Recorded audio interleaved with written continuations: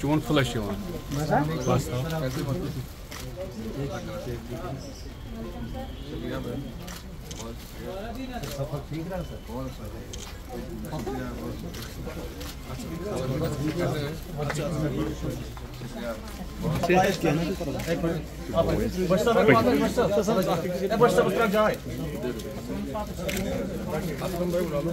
असलम साहब और एक मिनट मैं रुका हूँ। असलम साहब आगे जाइए।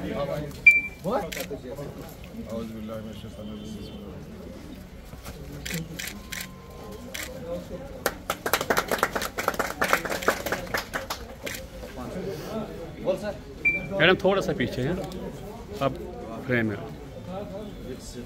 बॉडी पे बॉडी में ना सही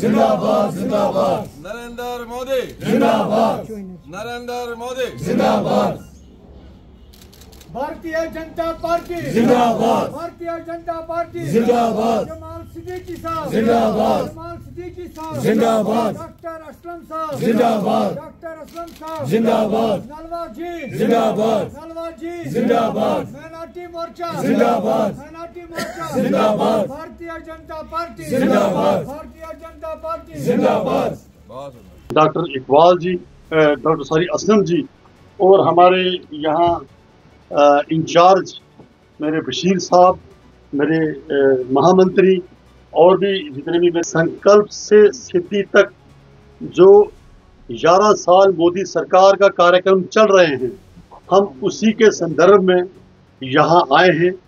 हमारे नेशनल प्रेसिडेंट जनता पार्टी की मोदी सरकार की ना सिर्फ हमारे तो हमारा ये जो काल और कुछ छोटे मोटे मोदी सरकार की हैं उपलब्धियों के बारे में नहीं, हम वो सच बताना चाहते हैं कि जिसने देश की से मिल रहे सरकारी योजनाओं का कितना लाभ मिला है और कौन सी योजनाएं होनी चाहिए जो उसको हम और नीचे तक पहुंचाकर गरीब कल्याण में मदद कर सके, इन सब पर चर्चा कर रहे हैं।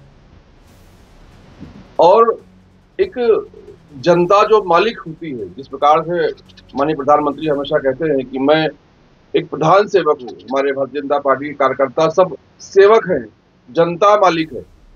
तो मालिक के सामने जाकर हम अपनी रिपोर्ट कार्ड पेश कर रहे हैं। उसी सिलसिले में मैं यहाँ पर आया हूँ। माननीय प्रधानमंत्री ने जम्मू कश्मीर से एक विशेष प्यार हमेशा रखा हुआ। हमने देखा है कि जो भी योजनाएं माननीय प्रधानमंत्री बनाते हैं उसमें जम्मू कश्मीर को एक विशेष स्थान दिया जाता है। और जिस प्रकार से जम्मू कश्मीर को भारत का अभिन्न अंग बनाने में और जम्मू कश्मीर के भाई बहनों का दिल जीतने में माननीय प्रधानमंत्री जी ने प्रयास किया था और उसमें कामयाबी भी मिली है। उस कामयाबी को पूरी दुनिया ने देखा है। जब अभी पहलगाम में कुछ आतंकवादियों ने, दहशतगर्दों ने हमला करने का नाकाम कोशिश किया, हमारे भाई बहनों की जानें ली, तो जो कश्मीर पहले भारत के खिलाफ बंद होता था वो भारत के साथ बंद हुआ। मस्जिदों में भारत के लिए दुआएं हुई। तो एक माननीय प्रधानमंत्री का जो प्रयास था, जो उन्होंने कोशिश की, जो उन्होंने विश्वास जीता, उसका एक नतीजा था। माननीय प्रधानमंत्री ने जितने भी नामुमकिन काम थे, जिस प्रकार से दहशतगर्दी पर उन्होंने यहाँ पर कंट्रोल किया है। सभी जानते हैं कि कश्मीर, जम्मू कश्मीर जो है ये जन्नत है और यहाँ हर कोई आना चाहता है। और जिस प्रकार से उसको जन्नत को सजाने में यहाँ लोग आसानी से आ सके, उनको सुविधाएं मिले, उसके लिए प्रयास किया है। अभी तो हमने देखा कि जो नामुमकिन सी बात थी वो ट्रेन भी यहाँ पर आ गई। अभी कल फारूक अब्दुल्ला साहब कह रहे थे कि कहीं मैं सपना तो नहीं देख रहा हूँ। तो ये जो सारे प्रयास हैं, यहाँ के युवाओं को रोजगार मिले, यहाँ पर इंडस्ट्री आए, यहाँ पर अच्छे स्कूल्स हो, यहाँ पर स्वास्थ्य सेवाएं हों, यहाँ भी योजनाओं का लाभ हो। जो किसान हैं उनको किसान सम्मान निधि में पैसे मिले। यहाँ के जो बुजुर्ग हैं, जो हमारे भाई बहन हैं, उनको आयुष्मान भारत का कार्ड हो। शिक्षाओं में लोगों को जो है मदद मिले, उनको फाइनेंशियली मदद मिले। रोजगार यहाँ पर खुले। इसके लिए जो प्रधानमंत्री जी ने कोशिश किया है वो बहुत बेमिसाल है। उस बेमिसाल को हम लोग सेलिब्रेट कर रहे हैं।